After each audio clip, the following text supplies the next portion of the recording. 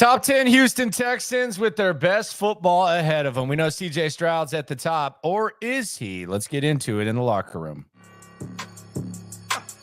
Yeah. Yeah. It's the locker room on YouTube. You know what it is. Let's get it.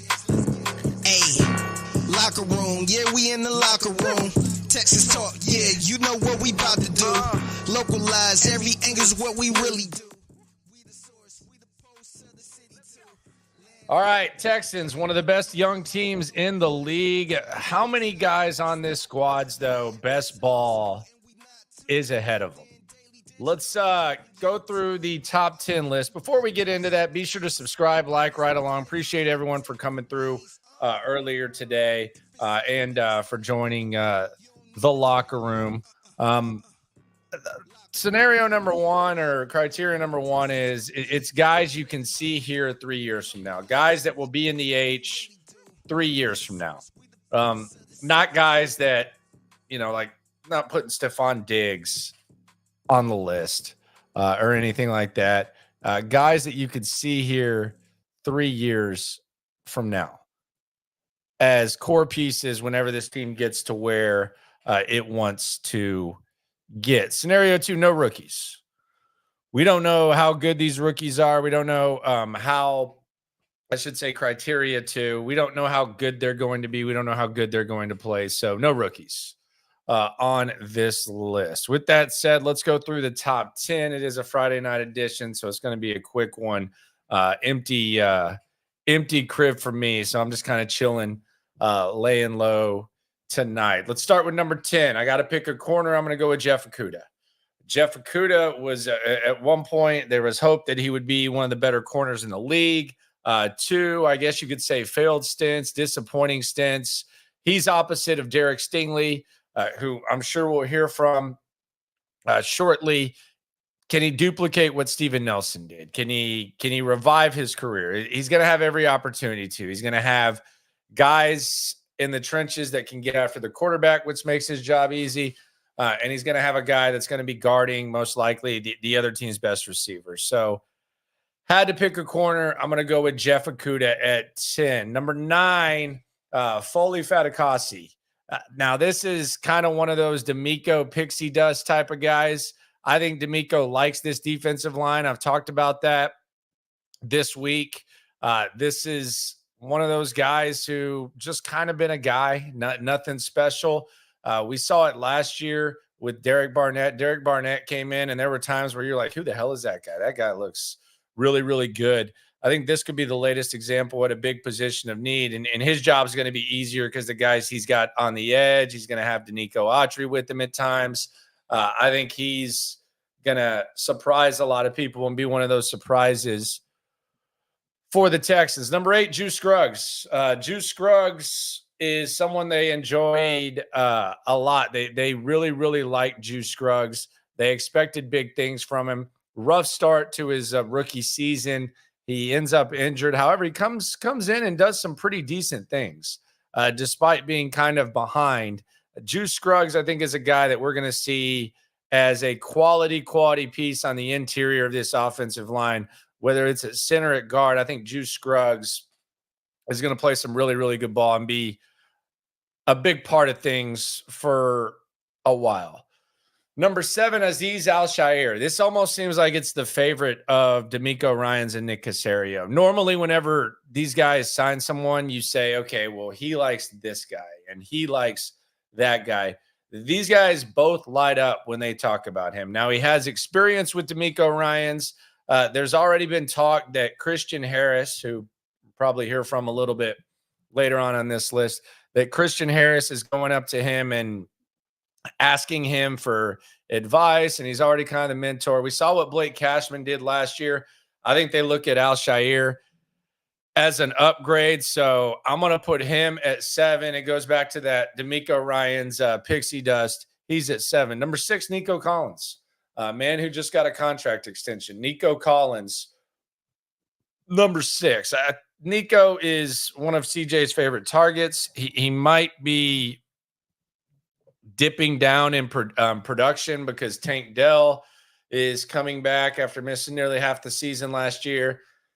And Stefon Diggs is coming in, and CJ has the chemistry with Dalton Schultz. Joe Mixon can receive pretty decently out of the backfield. So the production might go down, but that doesn't necessarily mean that he's not playing better. I'm not just going to base it on stats, no fantasy mindset. Number 5, Christian Harris. Christian Harris was a guy who D'Amico Ryans said last year when he was meeting with the media. He said that he was basically in his first year. Now, some people looked at that as a shot at Lovie Smith. Some people looked at it as, just D'Amico Ryans saying that this guy is starting to play the way that I like my linebackers to play. He's starting to kind of follow my lead.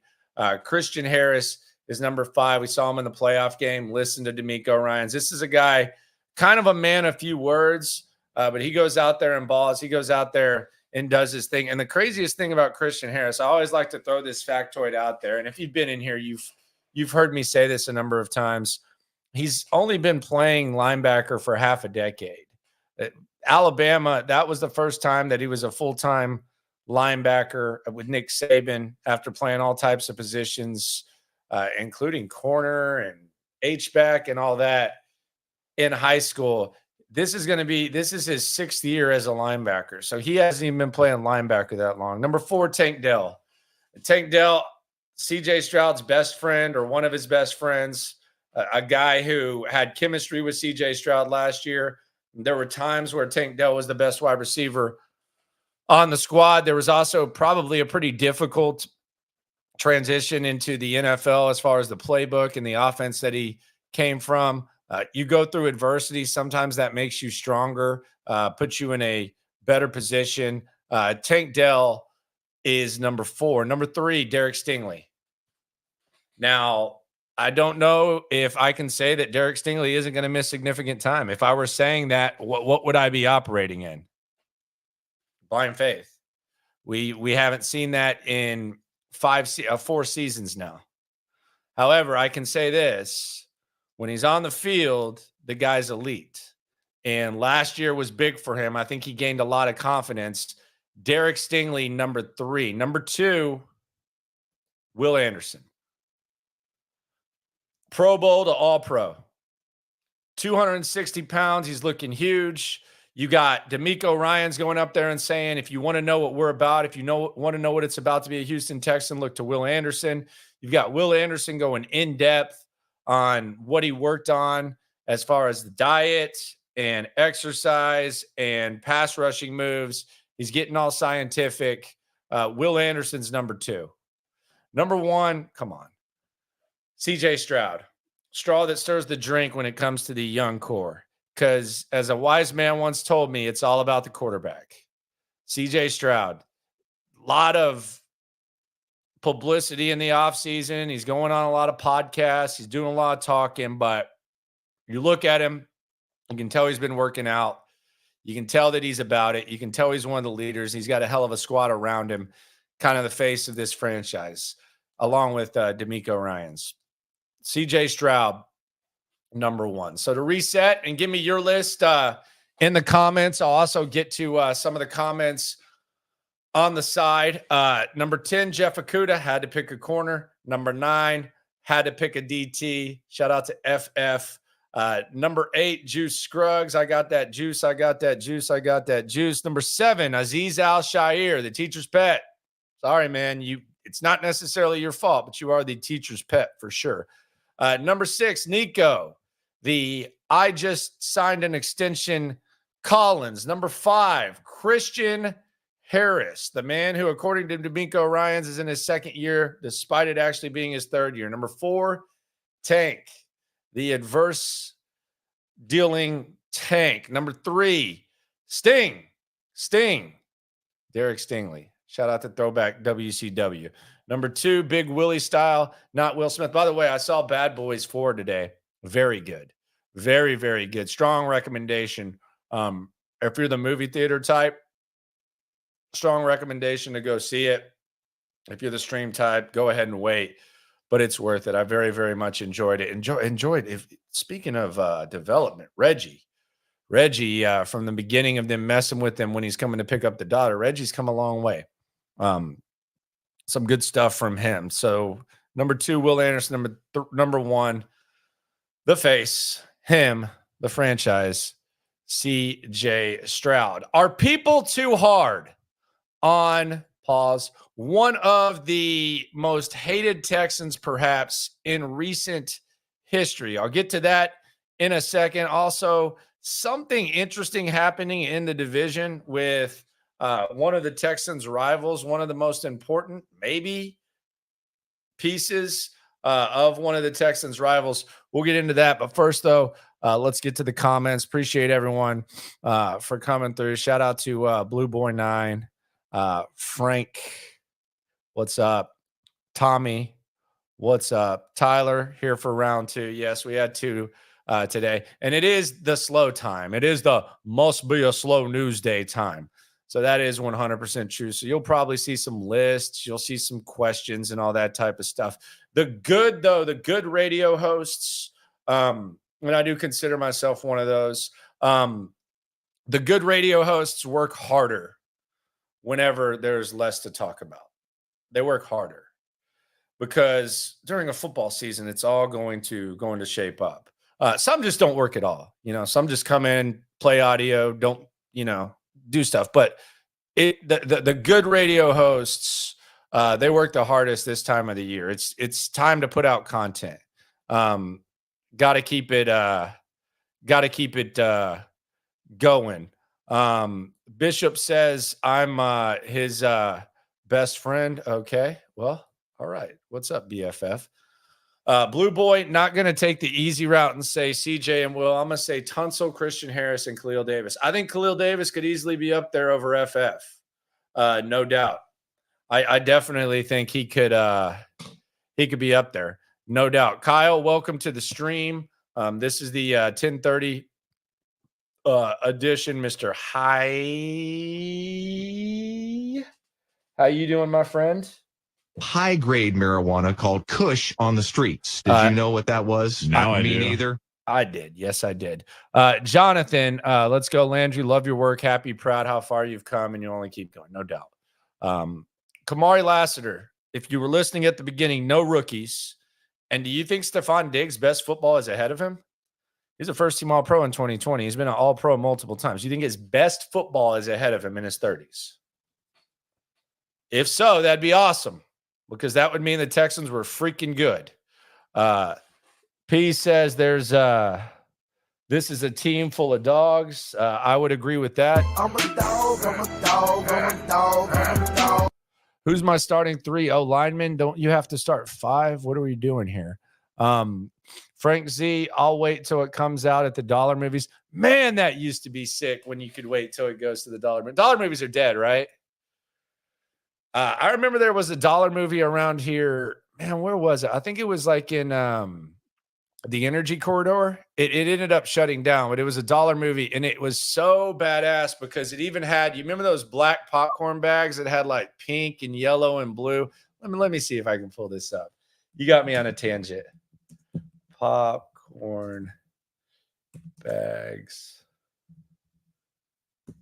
Let's see. Man, what are the? Oh yes, these. Y'all remember these? These were the best, man. You go to the movies. Hold on, let me pull this up here. You got me smiling thinking about that. Yeah, this dollar movie had these. Remember these? Yeah, man. You go to that dollar movie. Get in there. They still got the same. Usually the price was the same with the snacks, though. Someone says, let's swarm that button. Let's swarm that like button. Please do. You ain't never hate. Swarm. Yeah, no Jack Easterby there. Hex says, Landry, enjoy your content. Also enjoy you leaking the new uniform. I didn't leak anything. The model leaked it. I couldn't leak those if I tried. I barely remembered what they were. Now I react to the leaks, but I damn sure didn't leak any uniforms. You're lying on me, Hex, but I appreciate the SC, my amigo.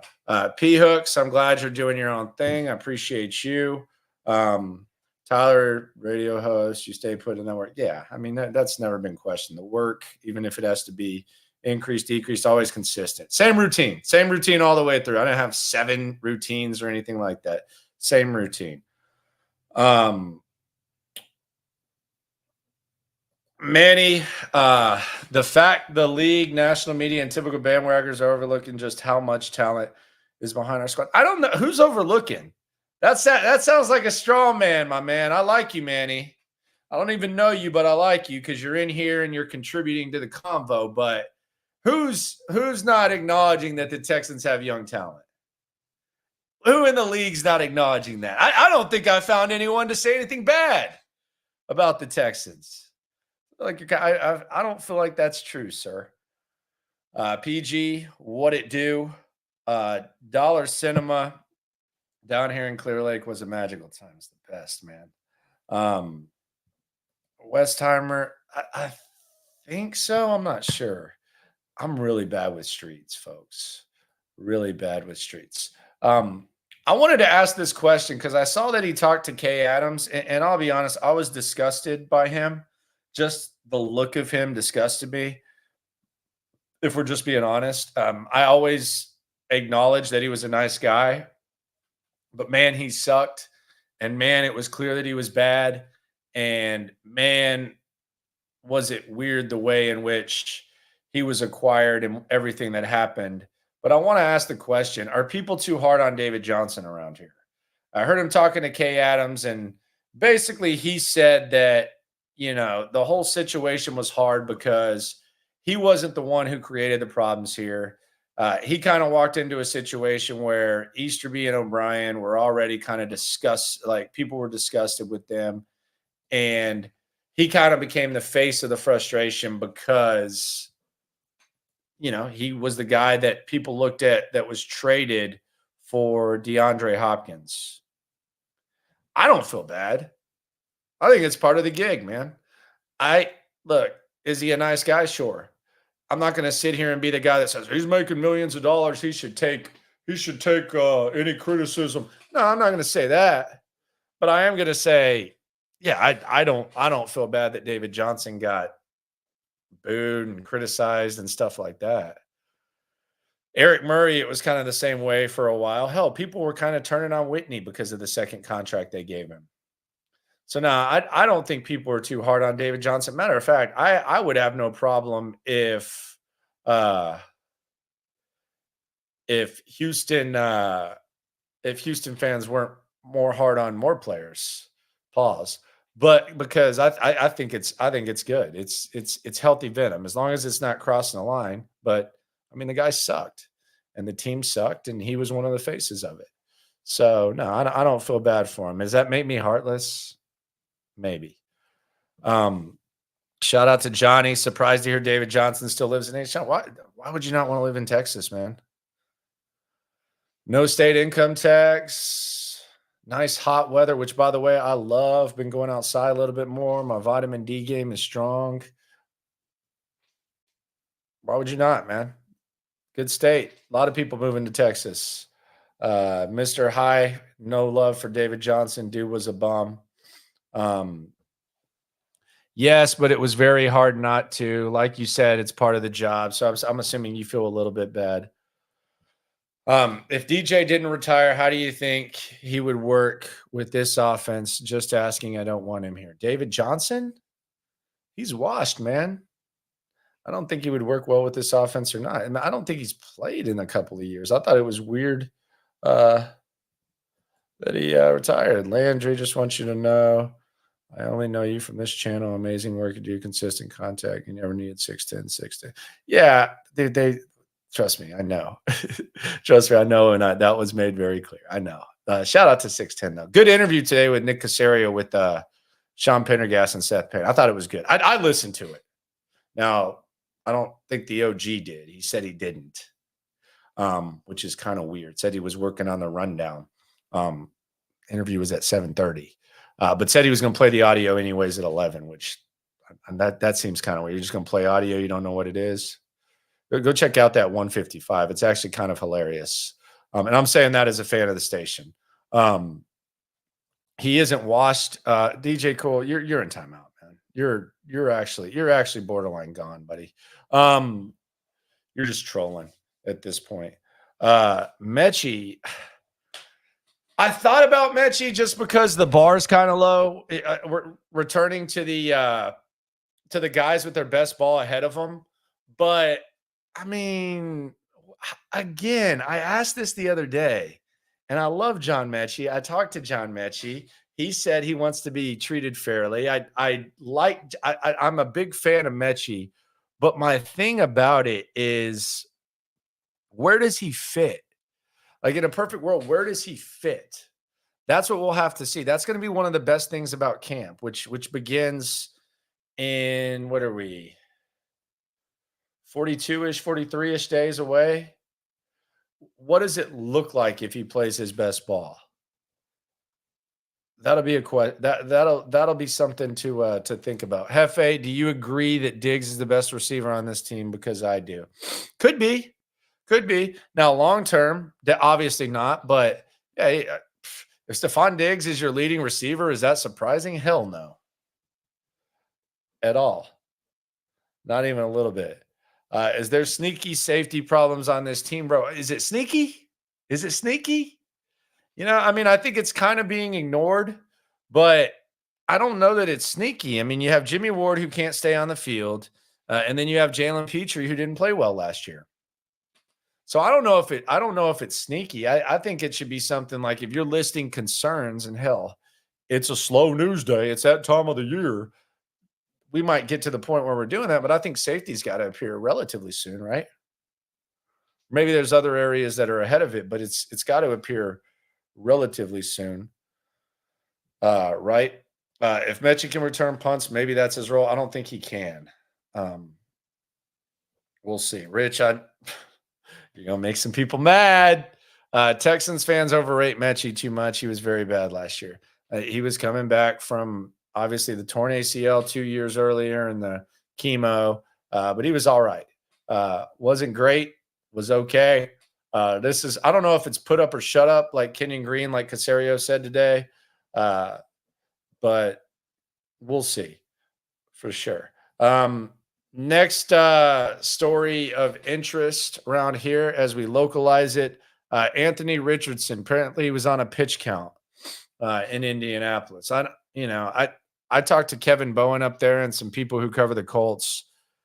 This is going to be interesting. And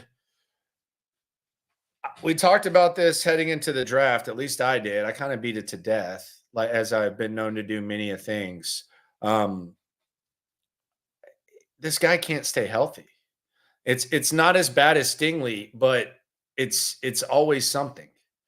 There's a knee. There's a soft tissue injury. There's a concussion. There's an injury when you hurt yourself dancing, and now there's a shoulder. Look, I know that it's natural to look at a quarterback like Bryce Young and you say, okay, this guy's going to have durability issues. Nothing at Alabama told you that was going to happen. And then you look at Anthony Richardson, you say, oh man, this guy's a freak. He can take a lot of hits. This guy's going to be a freak of nature. Sometimes it doesn't work that way, man. Sometimes it actually is more likely to get hurt when you're bigger, unless you're just assuming that everyone's going to get DDT'd and power bombed onto the turf every time. But Anthony Richardson hadn't been able to stay healthy, and we don't know how good he is. I mean, he had some nice stretches last year for the Colts. He had some bad stretches. Looked good early on with the Texans. We know Shane Steichen's a good play caller, but Anthony Richardson, just keep an eye on him, because he really hasn't been able to stay healthy. So that's definitely something to keep an eye on and to monitor. Anthony Richardson on a pitch count. I actually had the day off at their mini camp. No doubt. Be prepared to see Flacco. Yeah, Joe Flacco. He's the backup up there in Indianapolis, which, if it's the regular season Texans last year, that's scary. If it's the playoffs, hey. Come on down, Joe Flacco. Maybe he'll come in the first game and have a good game, and then they'll play later with more on the line and they'll win. Who knows? Maybe Joe Flacco just kind of left it all on the field last year. Who knows? I didn't even know he had as much. McAfee said that Anthony Richardson has thick, juicy quads. Okay. Whatever the hell you say. Do any of the undrafted guys stand out? I don't know. You would have to ask. Cody Stutes would be the one to ask about that. The man, the myth, the legend, Cody Stutes. I don't know. And it's really kind of hard to tell about those guys. They're usually not getting as many reps. You don't see them as much. So I would ask Stutes about that. Subscribe to his channel. Subscribe to his writing. Best $7 you'll spend. I'm not just saying that because if it sucked, I would tell you it sucked. Y'all know that. Steven Nelson's not on the team. Didn't need to get cut. He's not on the team. Who's the OG? Engineer asks, do you think it would have made sense to take Brian Thomas Jr. at 23 instead of trading a second for Diggs? I don't know. Who knows? Stutes was saying one of the twin wide receivers kept making plays. Okay. What's up, practice squad? Appreciate y'all for coming through. It's Friday night, so it's going to be quick. And also, if you haven't heard me say, it's a slow news day. Probably going to drop something tomorrow. Going to enjoy this weekend. Going to enjoy this vitamin D. Going to try to grill some steaks tomorrow. Going to do a little bit of brainstorming. I'm trying to get the setup right. Got to make that neon sign pop a little bit more. I got some good recommendations, some good ideas, and some more coming through. Plenty of content, plenty of ideas. Season, again, training camp, we're about a month and a half away, but hey, there's no time off around here. No time off around here. Appreciate y'all for coming through. Be sure to smash that like button and subscribe. And always, most importantly, always remember when it comes to this Texan stuff, we're all in it together. Have a good weekend. Yeah. Yeah. It's the Locker Room on YouTube. You know what it is. Let's get it. Hey, Locker Room. Yeah, we in the locker room. Texas talk. Yeah, you know what we about to do. Localize every angle's what we really do. We the source, we the pulse of the city too. Landlocked, got the game in the headlock. Localize every time, can't stop, won't stop. Yeah, we top 2 and we not too. Plugged in daily digital on YouTube. We got taste for days, opinions to give, we got takeaways. If it's up, then it's up, we number one. You don't need to try your luck. Locker room, yeah, we in the locker room. Texas talk, yeah, you know what we about to do. Localize every angle's what we really do. We the source, we the pulse of the city too.